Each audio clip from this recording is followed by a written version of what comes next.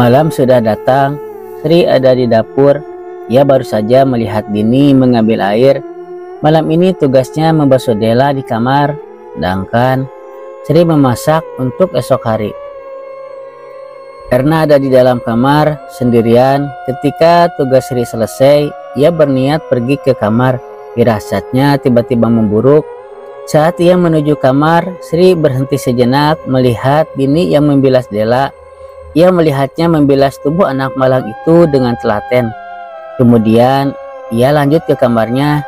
Di sana Sri tercekat melihat Erna memegang boneka itu. Tangannya tengah melepas rambut hitam itu. Saat Erna sudah melepas rambut yang melilit boneka, tiba-tiba terdengar suara Dini berteriak yang spontan mengejutkan Sri dan Erna.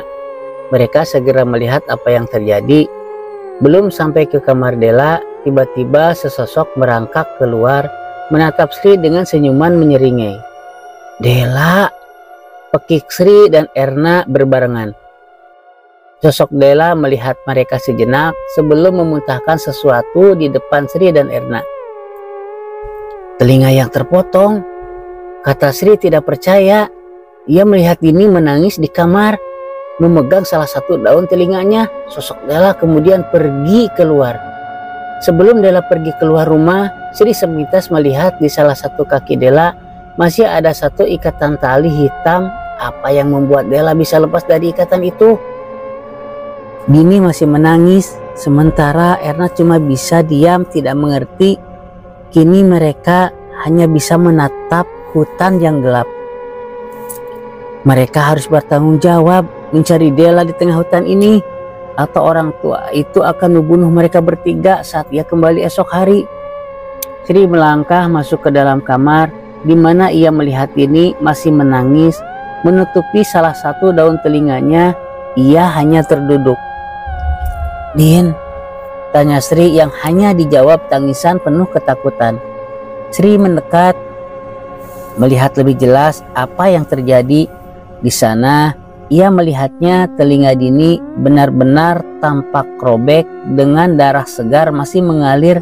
Dini kehilangan satu daun telinganya. Ketegangan semakin membuncah manakala Dini tiba-tiba berujar sebuah kalimat yang Sri yakini sebuah pesan. "Sisa waktu 1000 hari anak ini hanya tinggal menunggu bara api padam." Sri bangkit dari tempatnya, lantas melihat Erna yang masih tampak shock. "Ayo kita cari anak itu mumpung belum jauh." Erna yang mendengar itu lantas langsung sadar dengan lamunannya. "Apa? Cari anak itu? Malam petang seperti ini? Gila ya kamu?" Sri yang mendengar itu mendekati Erna. "Kamu itu masih belum paham posisi kita ya. Gimana kalau orang tua itu tahu?" Sebelum Erna menjawab pertanyaan itu, ia membanting boneka itu kemudian bertanya dengan nada keras. "Lalu ini punya siapa? Siapa yang punya ini? Punya kamu kan?" Sri terdiam, ia tidak bisa menjawab pertanyaan Erna. Ia tidak tahu menahu, dan bila memang karena benda itu semua ini terjadi, artinya memang dialah penyebab semua ini. Dengan setengah pasrah Sri berucap, "Tolong jaga Dini, biar aku yang cari anak itu." Sri mengambil satu lampu patromak yang tergantung di dapur, lantas langsung keluar menembus kegelapan hutan yang sudah memanggil sedari tadi. Baru saja keluar, Sri bisa merasakan hembusan angin dingin yang langsung menusuk tulang. Berbekal lampu patromak di tangan, Sri berlari entah kemana, mengikuti jalan setapak, berharap ia masih bisa mengejar Della yang bisa di mana saja ia tidak tahu seluk-beluk hutan ini. Sejauh mata memandang, hanya bayangan pohon dan kabut tebal yang Sri seringkali temui. Sisanya hanya suara gemeresak kakinya menembus semak belukar yang terkadang menggores kulitnya. Selain itu, hembusan napas Sri lebih berat karena ketakutan sudah menemaninya semenjak keluar. Sudah tidak terhitung berapa banyak ia melintasi pohon besar. Mata Sri awas melihat sekeliling, sementara tangan dan kakinya meraba apapun yang bisa ia pegang. hanya agar ia tidak terjerembab pada tanah yang tidak rata. Namun Sri masih belum menemukan tanda keberadaan Dela, bagai mencari jarum dalam tumpukan jerami, mencari Dela di tengah kegelapan hutan seperti ini. Berjalan dari satu tempat ke tempat lain rasanya mustahil. Mustahil ia bisa menyisir keseluruhan hutan sampai Sri merasa ia tahu di mana keberadaan gadis itu. Semoga itu benar. Sri bisa melihat tempat itu bahkan dari jauh. Bayangan hitam besar rimbun itu seakan tidak kehilangan kengeriannya.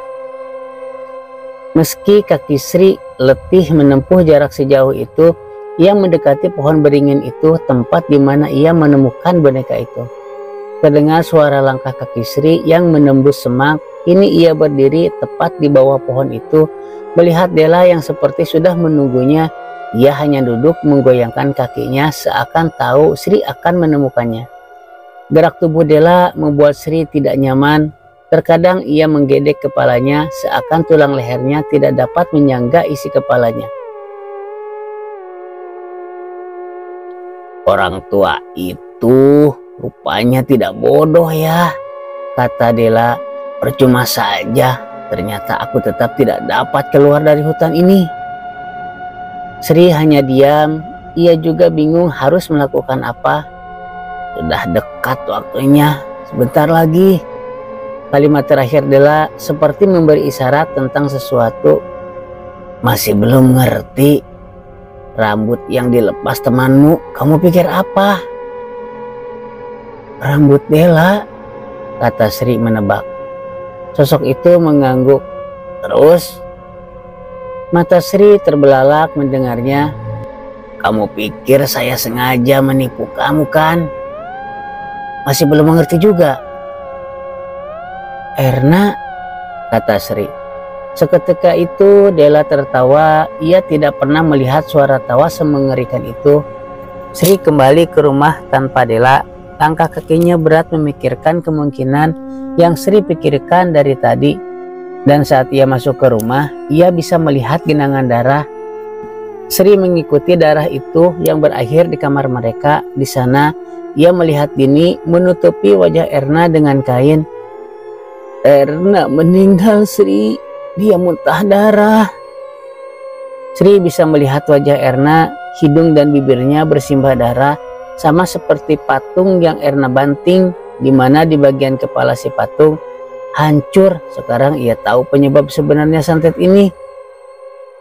Sri akhirnya menjelaskan semua kepada Dini, apa yang terjadi pada Erna, apa yang terjadi kepada Dela, apa yang disembunyikan orang tua itu, apa yang tidak dikatakan tentang pekerjaan ini. Semuanya berujung pada pemindahan santet saja, karena mereka yang memiliki garis weton sama. Sri mengambil boneka itu menunjukkan kepada Dini. Boneka ini media untuk mencelakai Dela. Diikat rambut Dela sejak awal. Siapa yang berani membukanya harus siap menerima konsekuensi santetnya si Dela. Masalahnya bila orang biasa yang melakukannya hanya mendatangkan kematian belaka. Beda lagi bila yang membuka boneka ini satu garis weton dengan Dela, yaitu kita. Bisa membunuh, bisa meringankan beban untuk Dela. Aku yakin bonekanya nggak hanya satu, bisa 3-10. Aku tidak tahu, tapi Erna sudah menjadi korban salah satu bonekanya. Tinggal kita. Bodohnya aku tidak mengerti kalau akhirnya Erna malah membanting bonekanya yang sudah jadi pengganti penerima santet itu. Jadi bila boneka itu ikut rusak, dia juga akan menuntut balas akibat perbuatannya. Dini yang mendengar itu hanya diam, wajahnya kebingungan. Malam itu mereka lalui dengan akhir yang tragis itu. Keesokan harinya mobil Sugi datang. Sri dan Dini sudah menunggu mereka. Mbah Tamin yang pertama keluar, diikuti Sugi si sopir. Ia menggendong Dela di punggungnya, dan tampaknya Mbah Tamin dan Sugi sudah tahu semuanya. Yang tidak diketahui mereka adalah Erna meninggal. Melihat hal itu wajah Mbah Tamin merah padam. Ia tidak bicara banyak, hanya mengatakan mereka harus membawa Erna pulang. Kematian Erna di luar perkiraan Mbah Tamin. Namun ketika Sri ingin bertanya lebih jauh tentang ini, Mbah Tamin menatapnya dingin. "Tutup saja mulutmu, dasar bayi. Tidak tahu apa-apa, seenaknya sendiri ambil risiko." Itu adalah kali terakhir Sri keluar dari hutan itu. Tidak ada percakapan apapun selama di mobil. Mereka menuju kediamannya Mbah Krasa. Sri dan Dini duduk di luar rumah. Di dalam ia bisa melihat Mbah Krasa tampak berbicara serius dengan Mbah Tamin. Entah apa yang mereka bicarakan, namun Sri tidak tahu lagi harus apa. Ia hanya ingin pamit saja, namun siapakah dia dengan konsekuensi bila ia memilih pamit? Seperti halnya dirinya, Dini pun sama. Bila pekerjaan dengan gaji besar itu memiliki risiko di luar nalar seperti ini, tidak akan ada orang waras yang mau menerimanya. Setelah menunggu lama, Sri dan Dini dipanggil untuk menghadap Mbah Krasa. Sri dan Dini melangkah masuk. Ia dipersilahkan duduk. Memandang wanita yang selalu saja membuat Sri merasa segan setiap melihat matanya. "Saya ikut sedih mendengar nasib temanmu. Tapi saya sudah menjamin keluarganya akan dapat semua kewajiban yang memang pantas dia dapatkan. Sekarang katakan apa yang ingin kamu bicarakan sama saya." "Saya mau mundur, Mbah." Mbah Krasa memandang Sri cukup lama. Ada jeda keheningan di antara mereka. Suasana itu sama sekali tidak mengenakan bagi Sri dan Dini. Sebelum Mbah Krasa tersenyum. "Boleh, tapi aku tidak mau menjamin nyawamu ya." Sri dan Dini melihat satu sama lain. Mereka tidak mengatakan apapun lagi. "Saiki ya opo mundur?" tanya Mbak Krasa, matanya mengintimidasi. "Boten, Mbah," kata Dini dan Sri bersamaan. Mbah Krasa mengangguk puas. "Aslinya tidak perlu ada korban kalau kalian mengikuti apa yang si Mbah katakan. Coba butuh nurut saja, apa susahnya dengerin orang tua?" Mbah Tamin menatap Sri. Sri menyimpan sesuatu yang selama ini ia tahu, bahwa dalang dibalik semua itu adalah si Mbah Tamin. Namun Sri masih merasa ia tidak memiliki bukti apapun. Mata Mbah Tamin seperti mengawasinya, tidak memberinya ruang leluasa untuk bicara dengan Mbah Krasa secara pribadi. Namun entah bagaimana sekelebat pikiran itu muncul. Sri lantas mengatakan apa yang ia temukan di kamar Mbah Tamin. Bahkan Sri menunjukkan boneka yang ia temukan di bawah pohon beringin, sebuah pesan dari cucunya Dela Atmojo. Mendengar itu Mbah Krasa mengerutkan kening. Ia diam. Mbah Krasa memandang Mbah Tamin yang sedari diam sembari berdiri. Lalu ia tertawa cukup membuat Dini dan Sri tersentak, seakan ucapan Sri hanya omong kosong. Lalu Mbah Krasa mengatakannya, "Kamu belum cerita ke anak-anak ini apa yang sebenarnya terjadi," ucap Mbah Krasa dengan tenang. "Sok tahu," kata Mbah Tamin. Beliau mengambil sesuatu di sakunya, boneka yang sama termasuk foto keluarga Atmojo. Sri terlihat bingung apa yang terjadi sebenarnya. "Saya ceritakan semuanya, dengarkan. Tapi bila aku sudah cerita, apa yang akan terjadi sama kalian tidak akan bisa dicabut. Lantas kalian harus nurut ya. Nurut sampai Dela bisa selamat, atau nyawa kalian tidak akan selamat sama seperti Dela." Sri dan Dini masih diam mendengarkan. "Santet 1000 dino, itu namanya santet yang bisa membunuh gadis keluarga besar melalui sukma anak terakhir atau keturunan terakhir. Keluarga Atmojo sebenarnya sudah memiliki musuh di mana-mana. Jadi asal mula semuanya berasal dari sini. Saya sudah lengah mengawasi keluarga ini.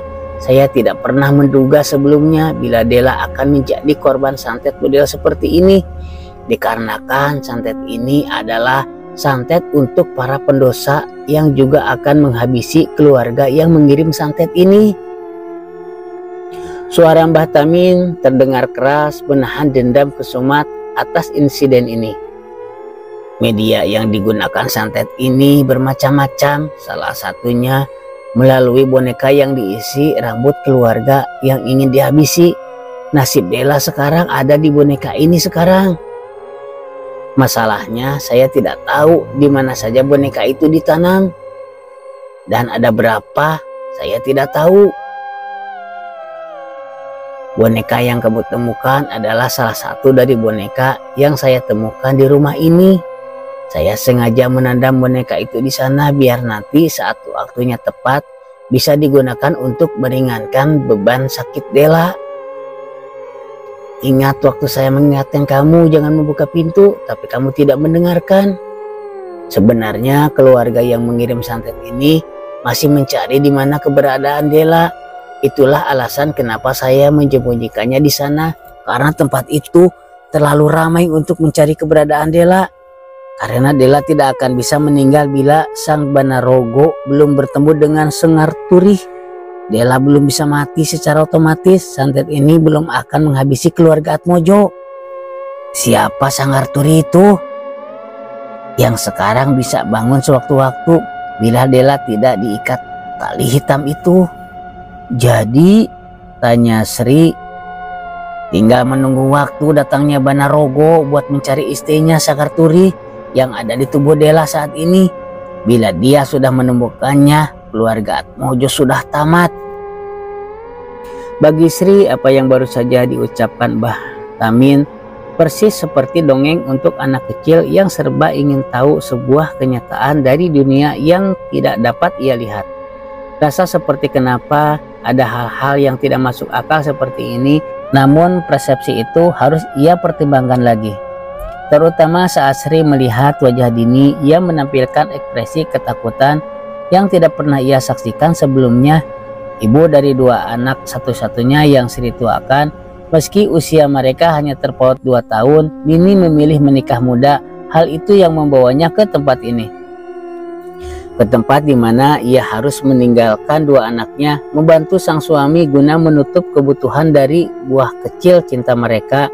Dini lebih memilih diam sembari menutup luka di daun telinganya yang harus ia relakan di bibir Dela atau mungkin Sengar Turih. Setelah penjelasan Mbah Tamin yang dirasa Sri bahwa ada beberapa kecil bagian yang seakan tidak diceritakan, membuat Sri merasa orang tua ini memiliki tujuan tersendiri. Tidak dapat ditebak, tidak dapat diterka, namun sorot matanya seakan memberitahu ada rahasia yang ia tutupi. Sudah selesaikan penjelasannya, Nduk? Kalau sudah, ibu mau pamit. Nanti biar Sugi yang mengantar kamu ke tempat di mana Dela berada. Mbah Krasa pergi. Mbah Tamin pun ikut undur diri. Ia mengatakan bahwa setelah ini, apa yang mereka alami di rumah gubuk alas itu masih belum ada apa-apanya dengan apa yang akan mereka saksikan dengan mata kepala sendiri. Ada kilatan mata dengan sudut bibir melengkung. Mbah Tamin punya rencana lain. Sugi belum kembali, kabarnya ia akan menjemput sore hari. Sri masih belum tahu di mana Dela sekarang berada. Yang jelas alas itu bukan tempat di mana Dela disembunyikan lagi. Entah tempat seperti apa lagi. Sri merasa ia sedang dipersiapkan untuk sesuatu yang lebih besar. Ketika Sri sedang mempersiapkan perbekalan yang akan ia bawa, Sri melihat Dini berdiri di luar pintu kamar tempat ia beristirahat. Sementara sebelum perjalanan berikutnya, entah apa yang dilakukan Dini membuat Sri akhirnya mendekatinya, mempertanyakan apakah ada yang ingin ia sampaikan. Wajah Dini pun tidak tertebak sama sekali, namun setelah dirasa ia cukup menahan diri, Dini berujar dengan suara gemetar, "Satu dari kita yang akan tetap bertahan hidup sampai semua ini selesai. Saya minta maaf, saya akan melakukan apapun untuk tetap bertahan hidup." Ucap Dini membuat Sri kebingungan apa yang ia ucapkan, dari mana ia dengar. Setelah Sri mempertanyakan itu, ucapan Dini membuat Sri kebingungan apa yang ia ucapkan, dari mana ia dengar. Setelah Sri mempertanyakan itu, Dini menunjuk telinga cacatnya. Ia berujar dengan nada yang lebih percaya diri, "Sebelum telingaku putus, Dela membisikkan sesuatu padaku. Satu dari kita yang akan selamat untuk berbagi sari bunga dari sisa santet ini. Sebuah mobil hitam yang Sri kenal baru saja masuk ke kediaman Atmojo. Sugi melangkah keluar, Sri dan Dini pun melangkah masuk. Setelah berpamitan dengan Mbak Rasa, Sugi pun mengantar Sri dan Dini menuju tempat di mana Dela sekarang berada. "Aku ikut berduka ya Sri, Mbak Din," kata Sugi. Ia tidak berhenti-hentinya memandang Sri dan Dini yang sejak pertama mereka masuk tidak ada interaksi di antara mereka, seakan memilih untuk diam bersama.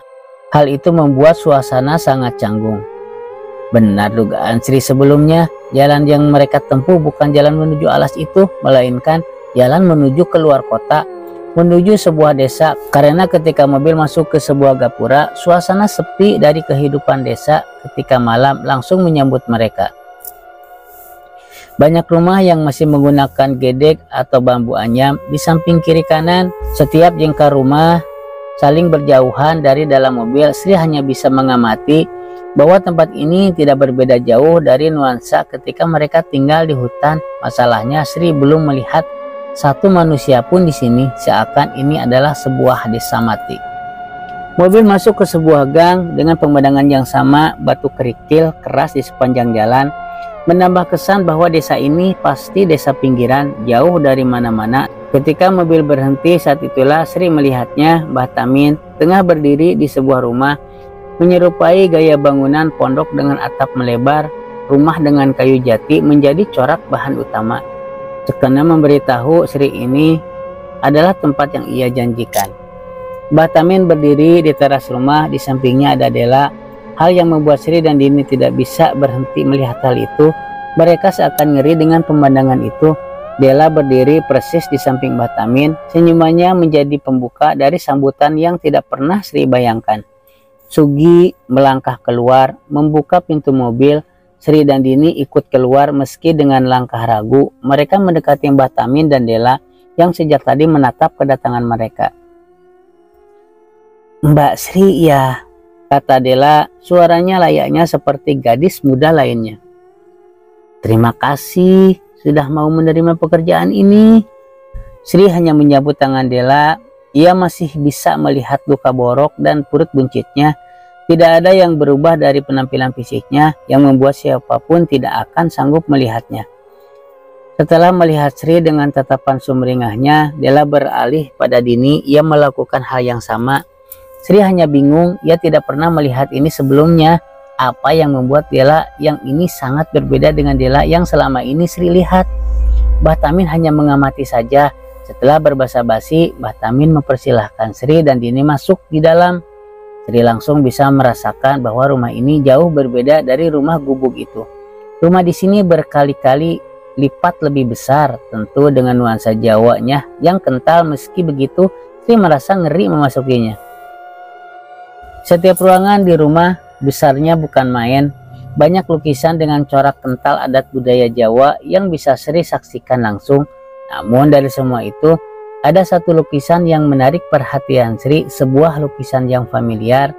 Sri menatap lekat-lekat foto itu. Seorang wanita tengah berpose dengan sanggul, mengenakan kebaya, menatap lurus. Ia tengah memegang jambang bayi. Yang membuat Sri tidak bisa mengalihkan perhatiannya adalah jambang bayi di lukisan itu memiliki dua kepala. "Sri, kamarmu ada di belakang. Sini aku antar," kata Mbah Tamin. Sri baru menyadari Dini tidak ada di belakangnya. Entah kemana ia mengikuti Mbah Tamin, menelusuri setapak demi setapak dan melihat banyak ruangan tanpa pintu. Kamar Sri hanya ruangan kecil dengan beberapa perabot tua. Ia tidak lagi sekamar dengan Dini. Hanya ada jendela yang ditutup oleh gorden. Di sana Mbah Tamin mengatakan, "Kalau sudah jam 12, pintu kamarmu jangan dibuka. Jangan sampai kamu membukanya. Ingat pesanku ini," tegas Mbah Tamin, lalu ia pergi.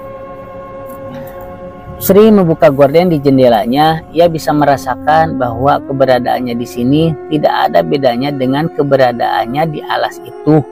Entah kenapa tempat ini sama saja seperti memintanya menguak apa yang ada di sini. Sebelum ia melihat Della baru saja melewati kamarnya, menatapnya lalu menghilang dengan senyuman yang memancing keingintahuan. Bersambung.